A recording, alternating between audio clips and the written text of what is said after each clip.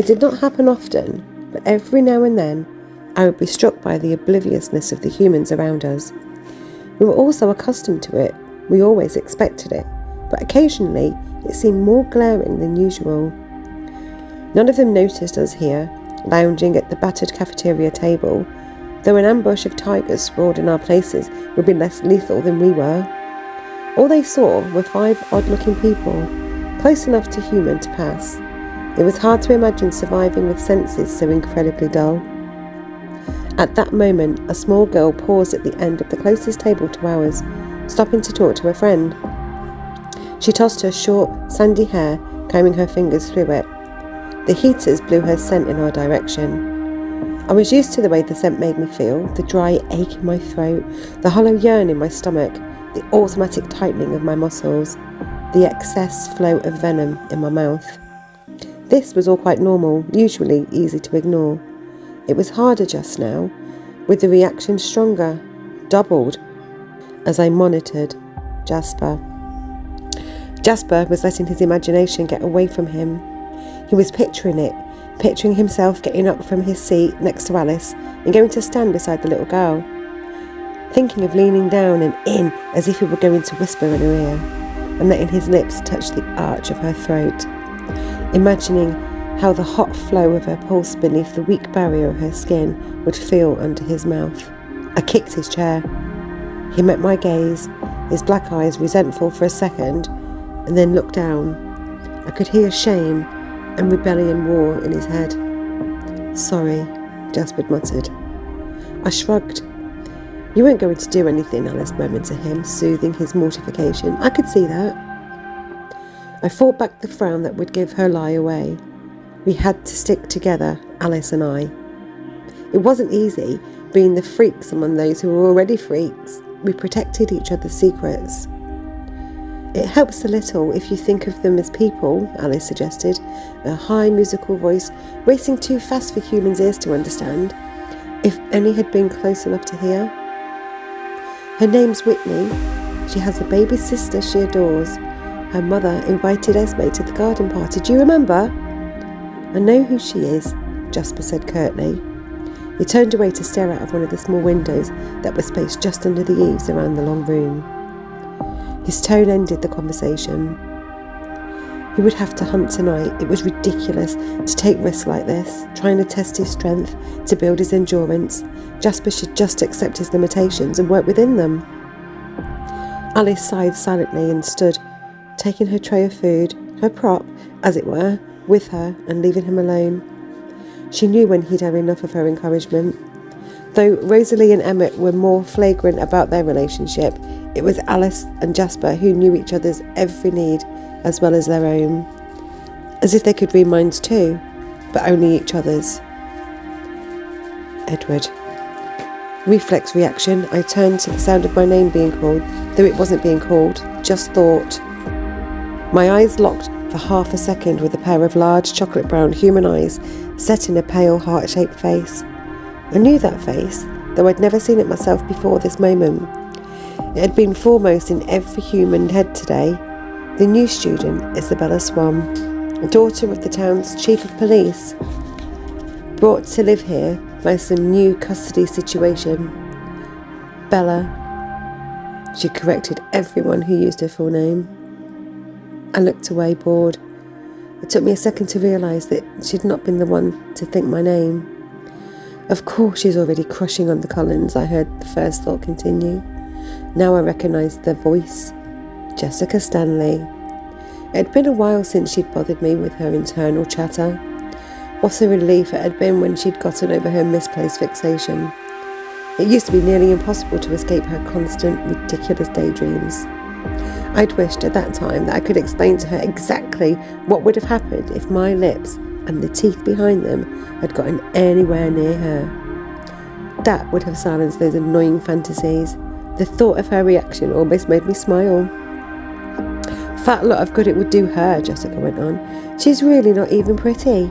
I don't know why Eric is staring so much. Or Mike." She flinched mentally on the latter name.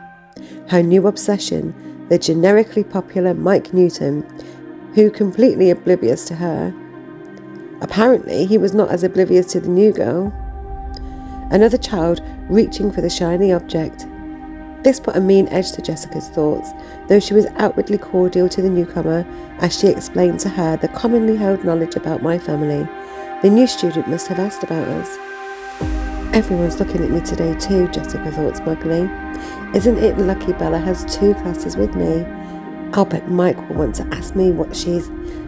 I tried to block the inane chatter out of my head before the petty and the trivial could drive me mad. Jessica Stanley is giving the new swan girl all the dirty laundry on the Cullens clan and murmured to Emmett as a distraction. He chuckled under his breath. I hope she's making it good, he thought. Rather unimaginative, actually. Just the barest hint of scandal, not an ounce of horror. I'm a little disappointed. And the new girl? Is she disappointed in the gossip as well? I listened to hear what the new girl Bella thought of Jessica's story. What did she see when she looked at the strange, chalky-skinned family that was universally avoided? It was my responsibility to know her reaction. I acted as a lookout, for lack of better word, for my family, to protect us. If anyone ever grew suspicious, I could give us early warning and an easy retreat. It happened occasionally. Some human with an active imagination would see us in the characters of a book or a movie. Usually they got it wrong, but it was better to move on somewhere new than to risk scrutiny. Rarely, extremely rarely, someone would guess right. We didn't give them a chance to test their hypotheses. We simply disappeared to become no more than a frightening memory. That hadn't happened for decades. I heard nothing, though I listened close beside where Jessica's frivolous internal monologue continued to gush. It was as if there was no one sitting beside her. How peculiar. Had the girl moved? That didn't seem likely, as Jessica was still babbling at her. I looked up, feeling off balance, checking on my extra hearing. It wasn't something I ever had to do. Again, my gaze locked onto those wide brown eyes. She was sitting right where she had been before and looking at us, a natural thing to be doing, I suppose, as Jessica was still regaling her with the local gossip about the Cullens. Thinking about us, too, would be natural, but I couldn't hear a whisper. Warm, inviting red stained on her cheeks as she looked down, away from the embarrassing gaff of getting caught staring at a stranger. It was good that Jasper was still gazing out the window. I didn't like to imagine what that easy pooling of blood would do to his control.